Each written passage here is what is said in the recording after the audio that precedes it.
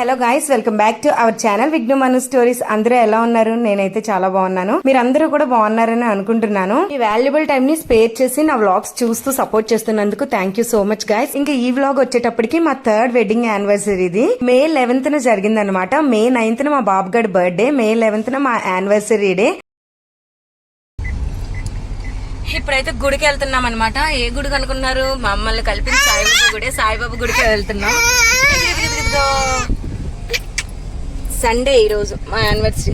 వీడు పుట్టిన 2 daysకే మా పెళ్లి రోజు కాదు, మా పెళ్లి రోజుకి ముందు 2 రోజుల ముందు వీడు పుట్టాడు. వాళ్ళ డాడీ స్టీరింగ్ తీసి తిప్పుతున్నారని చూడండి. ఇచ్చేయాలంటే ఇప్పుడు ఆ స్టీరింగ్. పెళ్లి రోజు కోసం తర్వాత మాట్లాడుకుందాం. ముందైతే ఒక చిన్న విషయం చెప్తాను. నేను నిన్న ఒక వీడియో అప్లోడ్ చేశాను కదా, అదే మా లవ్ స్టోరీని ఒక షార్ట్ సాంగ్ లా పాడించాను అన్నమాట. అది నేను పాడానా అని కొంతమంది అడుగుతున్నారు. నేను కాదు, అది నేను డబ్బులు ఇచ్చి ఒక వెబ్సైట్ లో చేయించాను అనమాట. నేను అది ఇన్స్టాగ్రామ్ లో చూసాను. ఇప్పుడు ప్రెసెంట్ అది బాగా నాకు నచ్చింది, ట్రెండింగ్ గా అనిపించింది. అండ్ అబ్బో మన స్టోరీని ఒక సాంగ్ రూపంలో ఎలా ఉంటుందో చూద్దామని చెప్పి నేను అలా కస్టమైజ్ చేయించాను. ఆ స్టోరీ మొత్తం మాది నేను రాసి వాళ్ళకి పంపించాను అనమాట, ఒక పారాగ్రాఫ్ లాగా. దాన్ని వాళ్ళు అలా కస్టమైజ్ చేసి అంటే సాంగ్ లా పాడారు. దాంట్లో ఇంకా చాలా ఆప్షన్స్ ఉంటాయి. అవన్నీ కూడా మీకు ఇంట్రెస్ట్ ఉంటే నేను తర్వాత షేర్ చేసుకుంటాను మీతో. అయితే నేను నిన్న ఆ వీడియో పెట్టాక చాలా మంది రియాక్ట్ అయ్యారు. అబ్బా భలే కమెంట్స్ పెట్టారు. మాకు కూడా చాలా మంది పర్సనల్ గా మెసేజ్ చేశారు, ఎక్కడ చేయించారు, చాలా బాగుంది, ఇప్పుడే ఛానల్లో చూసాం అనేటట్టు. Thank you so much. Actually ఇక్కడ విషయం ఏంటి తెలుసా, నేను ఆ సాంగ్ చేయించినట్టు అసలు మా హస్బెండ్ కి తెలియదు అనమాట. తనకి నేను సర్ప్రైజ్ గా ఈవినింగ్ ఒకటి ప్లాన్ చేసుండే. అక్కడికి వెళ్ళిన తర్వాత ఈ సాంగ్ ని ప్లే చేద్దాం అనేది నా ప్లాన్ యాక్చువల్ గా. అందుకనే నేను ఏంటంటే తనకి తెలియకుండా ఇదంతా సర్ప్రైజ్ గా ప్లాన్ చేస్తున్నాను. అవన్నీ కూడా వైజాగ్ లోనే చేశాను. ఎందుకంటే మాకు సాటర్డే సండే హాలిడే ఉంది మా హస్బెండ్ కి. ఫ్రైడే బాబుగడ్ బర్త్డే ఒక లీవ్ పెట్టారు. సో 3 days ఇంకా అక్కడే ఉండి సెలబ్రేట్ చేసుకుందాం అనేటట్టు. ఆ సర్ప్రైజ్ కోసం అయితే తర్వాత మాట్లాడుకుందాం. మేమైతే ఇంకా మా యానివర్సరీ రోజు అయితే మార్నింగ్ టెంపుల్ కి వెళ్ళాం అనమాట. బాబా టెంపుల్ కి వచ్చాం. ఆ రోజు సండే, అంటే ముందు బాబు వాడి బర్త్డే రోజు బాబా టెంపుల్ కి నాకు రావడానికి అవ్వలేదు. అందుకే ఇంకా మా యానివర్సరీ రోజు వచ్చాం కదా. ఎలానో ఇక్కడ బ్రెడ్, బిస్కెట్స్, చాక్లెట్స్ ఎందుకంటే తీసుకుని వచ్చామన్నమాట. ఎందుకంటే అక్కడ చక్కగా అవన్నీ పంచుతారు వచ్చిన వాళ్ళందరికీ. అందరి గార్డులు ఒకటే అనుకోండి, అయినా సరే ఒక్కొక్కరికి ఒక్కొక్క ఫేవరెట్ గార్డ్ ఉంటారు కదా. అలా నాకు బాబా అన్నమాట. మమ్మల్ని కలిపింది కూడా ఈ టెంపులే. అంటే మమ్మల్ని కలపడం ఇన్ ద సెన్స్ మా పెళ్లి అయింది ఈ టెంపుల్ వల్లే అనుకోవాలి. ఆ రోజు సండే కాబట్టి టెంపుల్ లో ఎవరు లేరు. ఇంక ఈ టెంపుల్ దగ్గర ఏంటంటే నేను నా ఇంటర్ ఆ స్టేజ్ లో ఎగ్జామ్స్ రాసేదాన్ని, బుక్స్ రాసేదాన్ని. ఎన్ని బాబా బుక్స్ రాసేదానో తెలియదు. ప్రతి గురువారం మిస్ అవ్వకుండా బాబా హారత్ పాటకు కూడా వెళ్లేదాన్ని. ఇంకా అలా కొంచెం పెద్ద అవుతున్న కొద్ది దేవుడి భక్తి తగ్గిపోయింది. మళ్ళీ పెళ్ళైన తర్వాత ఎక్కువైపోయింది. అయితే మనకి ఇలా సాయిబాబా బుక్స్ ఉంటాయి కదా, కోటి నామాలు రాస్తాం కదా, ఓం సాయి అని, శ్రీ సాయి అని రాస్తా ఉంటాం కదా. సో మన నేమ్ తో మన అడ్రస్ తో కొట్టించొచ్చు అనమాట. 3000 or 5000 ఎంతో చెప్పారు. అంటే ఆ డబ్బులకి ఎన్నో వేల బుక్స్ ప్రింట్ చేస్తారు. అవి వచ్చిన భక్తులందరికీ పంచుతారు. అవి రాసి మళ్ళీ కరెక్ట్ చేసి ఇచ్చినవి హోమాలు చేసేటప్పుడు అందులో వేసేస్తారు అనమాట. చాలా మంచిది యాక్చువల్లీ. నాకు ఈ సిస్టమ్ మొన్న వెళ్ళిన తర్వాత తెలిసింది. నాకు ముందే తెలుసుంటే నేను మా బాబు బర్త్డేకో మా యానివర్సరీకో ఖచ్చితంగా ప్రింట్ చేయించేదాన్ని. నెక్స్ట్ ఇంకేదైనా స్పెషల్ డే వచ్చినప్పుడు ఇంకా షూర్ గా కొన్ని బుక్స్ అయినా మా పేరు మీద ప్రింట్ చేయిస్తాను. జోజికి దండం పెట్టుకున్నా, వెళ్ళి చాకీ తీసుకొచ్చి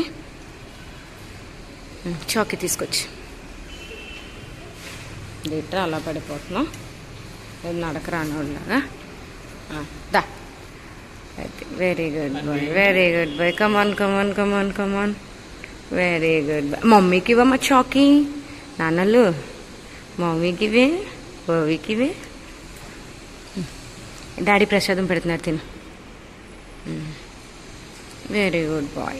ఈ టెంపుల్ లో ఏంటంటే నాకు బాబాని చూస్తూ అలా ఉండిపోవాలనిపిస్తుంది. అబ్బా ఏదైనా రోజు అంటే నేను కాంపిటేటివ్ ప్రిపేర్ అయ్యేదాన్ని. ఎగ్జామ్స్ జస్ట్ మిస్ అయిపోతా ఉండేవన్నమాట. జాబ్స్ అన్ని కూడా అలాంటి టైంలో అయినా, లేదా రిలేషన్షిప్ లో ఉండేటప్పుడు కొన్ని గొడవలు అవన్నీ ఆర్గ్యుమెంట్స్ అనేవి కామన్ కదా. అలాంటి టైంలో అయినా, లేదా నా పెళ్లి విషయం అప్పుడు అయినా, చాలా సిచ్యువేషన్స్ అయినా, లేదా ఇంట్లో మ్యాటర్స్ వల్ల అయినా, ఏ విషయం వల్ల అయినా నాకు మనసు ప్రశాంతంగా లేనప్పుడు ఈ టెంపుల్ కి వచ్చేసేదాన్ని అనమాట. వచ్చి బాబాని అలా ఒక 15 minutes చూస్తూ ఉండేదాన్ని. ఇంకా ఫేస్ చూసిన తర్వాత నాకు పాజిటివ్ వైబ్స్ గానీ, లేదా బాబా నాతో మాట్లాడుతున్నట్టు గానీ ఒక ఊరట కలిగేది. వీడు అసలు ఈ స్టీరింగ్ దగ్గర నుంచి అసలు రానే రాడు.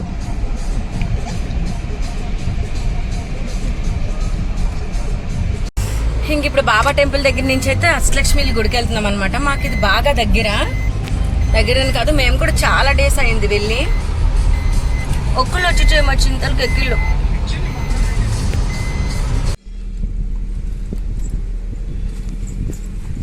ఇదే అష్టలక్ష్మి టెంపుల్, చాలా బాగుంటుంది. ఎవరైనా విజిట్ చేయకపోతే ఒకసారి వచ్చి చూడండి. కొమ్మాది.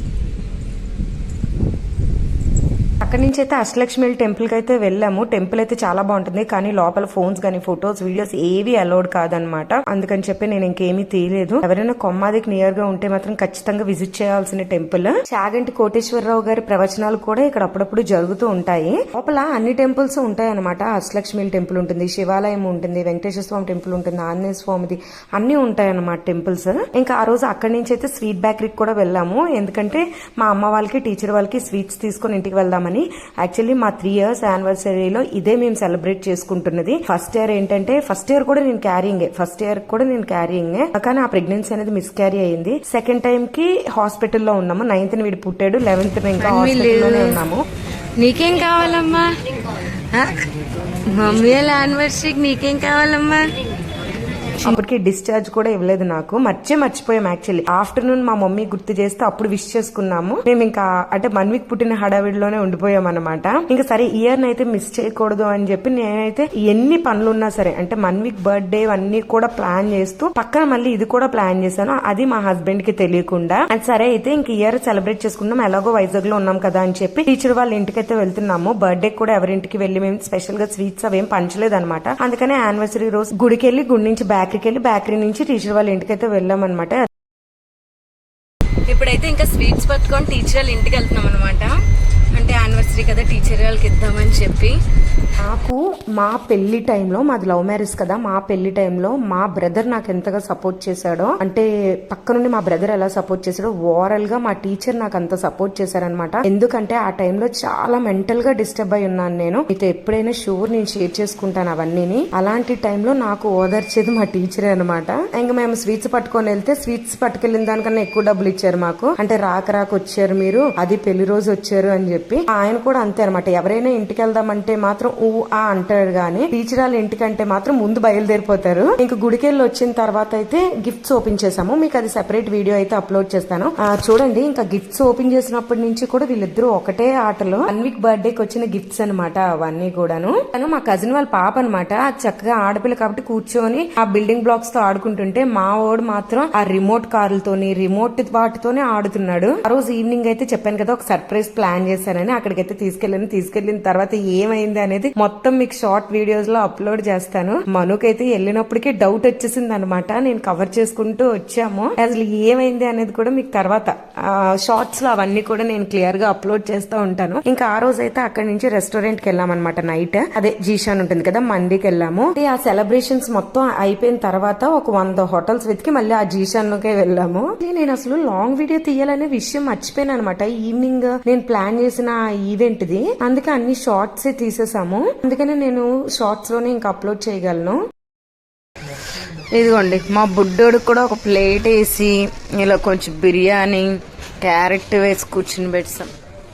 మాకేమో మిక్స్డ్ మంది, మా హరీష్ వాళ్ళకేమో మటన్ జ్యూస్. తినేసి ఇంటికైతే వెళ్ళిపోయాము. అప్పటికే నైట్ 11:30 దాటిపోయింది. అంతే ఇంక వీడియో. బాయ్.